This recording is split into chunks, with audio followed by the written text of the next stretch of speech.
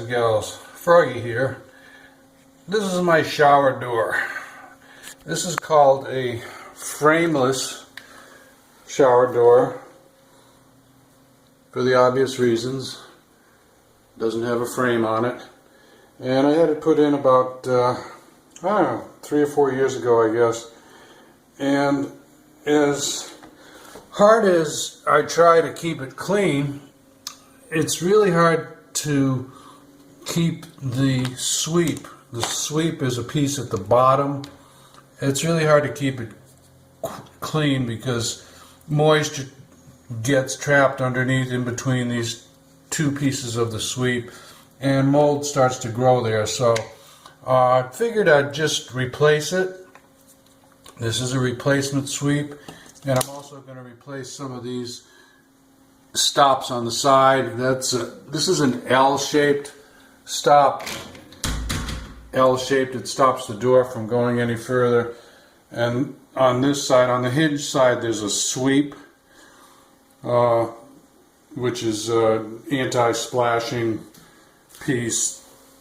Both, actually all three pieces are for anti-dripping, anti-splashing. But the main one that got really bad looking was the bottom piece. So I got these parts from Amazon, one of the vendors on Amazon, and I'm going to cut it to the right length, and it actually just snaps on there.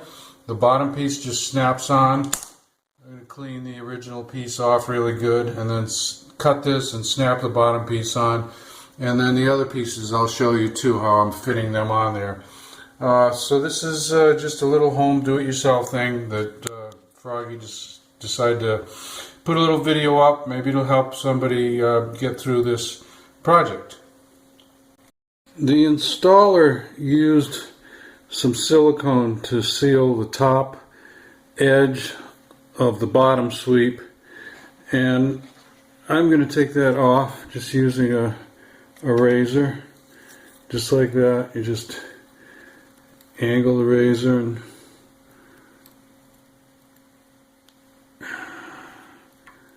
I want to show you how easy it comes off. There. Pretty easy. Maybe go over it a couple of times. And I don't know if I'm going to put any back there. I just haven't decided yet. I might or I might not. Because it seems like where most of the mold happens is on the bottom edge in between the two sweeps. I'm not sure whether this is a problem area or not. So I'll try it and we'll see.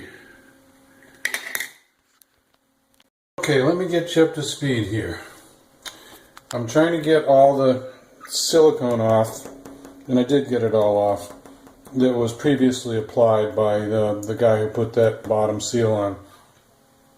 Here's what I used. WD-40 didn't work. Goof Off didn't work. 3M General Purpose Adhesive Cleaner, which is very good on getting all kinds of contaminants off my car, but didn't work. So I went to this chrome wheel cleaner, which contains some acids. It's pretty mild acids, and I will tell you what they are. Maybe we can get it on the camera here.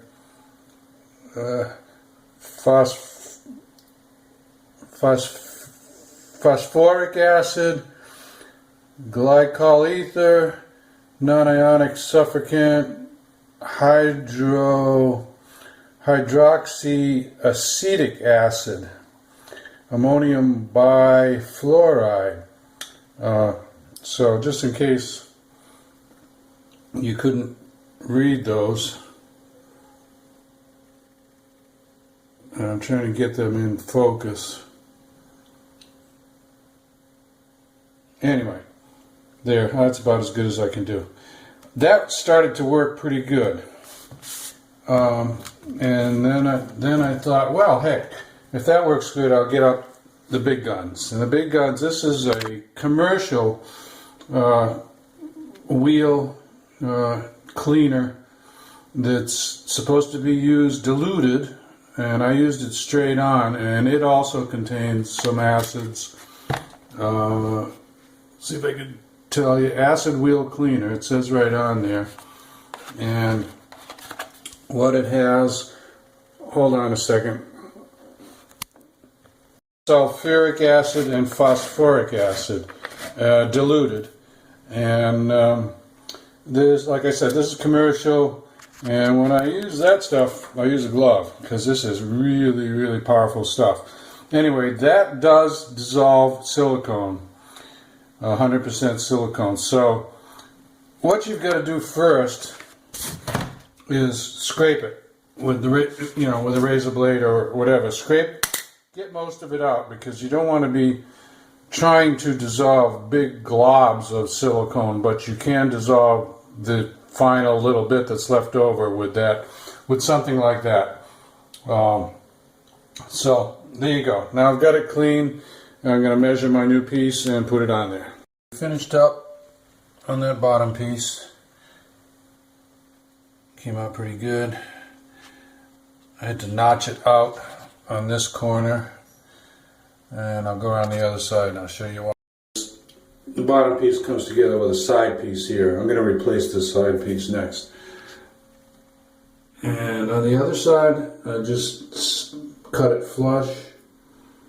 And then I also put this piece in here, which has, this has a flexible section and a hard section. The hard section, I used a special double sticky silicone tape to tape it to the glass. It's a 3/8 glass, so the tape is a little bit narrower than 3/8, and just cut this to length. And that matches this piece here, which is okay. I didn't have to replace that piece. So the last piece left is here, and this is an L shape that's hard on both sides. It's like a door stop. It just stops the door. So I'm going to have to cut here, and I'm going to re-glue or silicone that piece after I clean it up, because I wasn't able to find that piece online. But I think it's okay. It's not broken or anything, but I'll cut it here because this top one is nice, and I probably couldn't do it over again much better than what it is right there. So I'm going to make a cut right there and peel this off, clean it up, and then re-glue it. I changed my mind about that cut. I think I'm going to take this whole piece off and clean it up and redo it. I think that's going to be easier than trying to cut this. This stuff is very hard to cut unless you've got it on a bench, on a piece of wood. Just to try and cut this right here, I don't think it would work out too well. So I'm going to peel it off. It came off pretty well. Mostly I'm using my thumbnail to clean the silicone off. And when I get to the tiles over there, I'll probably have to use the acid again to get once I use the razor blade to get most of that silicone off, I'll use the acid. My thumbnail works good if I'm peeling tape, the silicone tape off that I told you about. That's the silicone tape right there, double-sided silicone tape. But the razor blade works good for the silicone that comes out of a tube. And on the bottom half, the guy who did the installation used both. He taped it first, and then I think he put some silicone on either side of it. Probably because he figures the tape wouldn't hold it that well. I don't know. We'll see. Here is where we are in this project. This is the L-shaped piece, which is a door stop, basically, hard on both sides. I've cleaned as much silicone as I can, which is pretty darn clean. There's a few little specks or traces of silicone that I just can't get off, and I get kind of tired of peeling it off with my fingernails, so this project's got to continue. I cleaned it off of this glass. That was easy to do, and I cleaned it off of this area here, which is also going to be part of the door stop. So what I'm going to do now is take the double stick tape, and I'm going to put it on the glass instead of putting it on the L-shaped piece, because I think that'll work better, because the glass won't move. If I put it on the L-shaped piece, I'm going to have to kind of move it around and get it where I want to get it. But if I put it on the glass, I think that'll be better. Now what's going to happen down here, if I put it down here, it's going to be in this groove. Oh, there's a little piece that I missed. So if it's in this groove, it's recessed, I'm going to have to add some extra silicone on top of the double stick tape, which is fine. And then I think I'm going to seal this side of the L-shaped piece with a little bead of silicone, and this side I'll probably leave it alone. So anyway, that's where we're at right now, and I'll show you as we go on. There's the final pieces in. Here's what I did. I used the double stick silicone tape for the part that went to glass.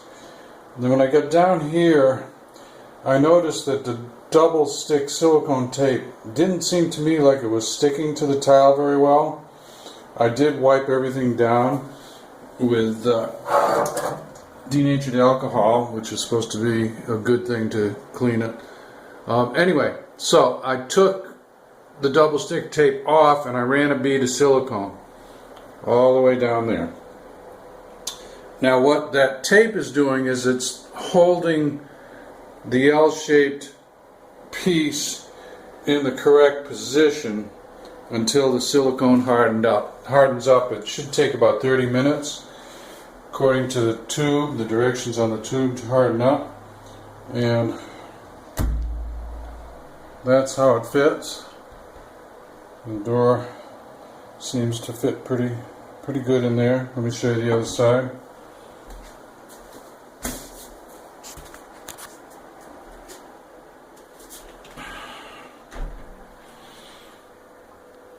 So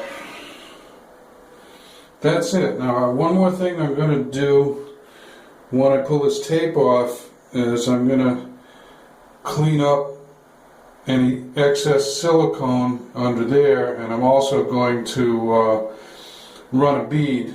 I've already got it up here where I didn't need tape, but I'm going to run a little bead of silicone down there just so water doesn't splash in there and that'll start mold. But I've got to wait till this hardens up first, I think, and so I'll show you that when I get to it, about 30 minutes. Guys and gals, final shot. I'll give you a little close up here. You remember I taped this to keep it nice and snug up against the door when the door was closed. Now 30 minutes later the silicone is set up, so I took the tape off and I ran a bead down here just to seal this, because this is where moisture will come in and mildew will start. So I'm pretty happy with how it came out. I hope I gave you some tips on how to do it, how to seal up or reseal up a frameless shower door enclosure. So there you go. Give me a thumbs up or a like if this helps you out. Maybe saves you some money. And by the way, I found all these strips and parts and everything on Amazon, and they were like, honestly, they were like 20% of the price from the original guys who did this installation, so their markup was kind of ridiculous. So pointing that out to you, and hope you have a nice weekend. See you later. Froggy out. Bye-bye.